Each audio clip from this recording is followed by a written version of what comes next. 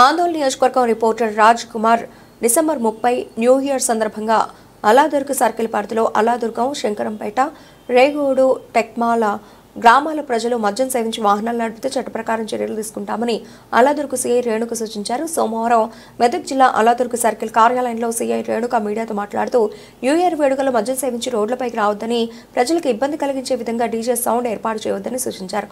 December 30కి అర్ధరాత్రి ప్రత్యేక పోలీసులు తనిఖీలు చేపడతామని ఆమె తెలిపారు.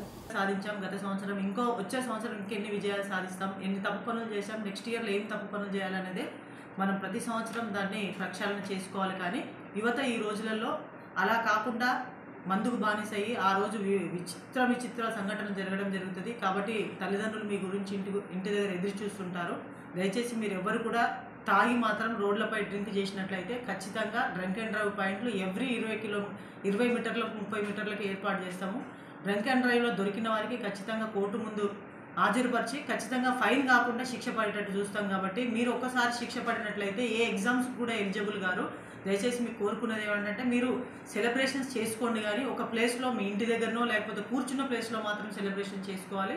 మీరు సెలబ్రేషన్ అయిన తర్వాత రోడ్డుపై తాగి వచ్చినట్లయితే, రోడ్డుపై అల్లరి జరిగినట్లయితే ఖచ్చితంగా కేసులు నమోదు చేయబడతాయి.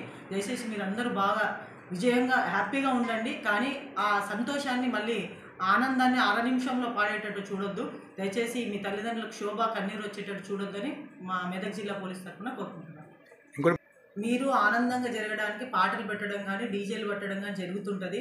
దయచేసి పక్క వాళ్ళకి ఎలాంటి అభద్రతా భావం జరగకుండా వాళ్ళ నిద్రను మీరు డిస్టర్బ్ చేయకుండా ఉండాలి. అలా డీజేలు అలాంటివి ఏమైనా పెట్టినట్టయితే డీజేని సీజ్ చేయడం అవుతుంది. డీజే ఎవరైతే రెంట్కి ఇచ్చారో వాళ్ళపైన కూడా కేసు నమోదు చేయడం జరుగుతుంది.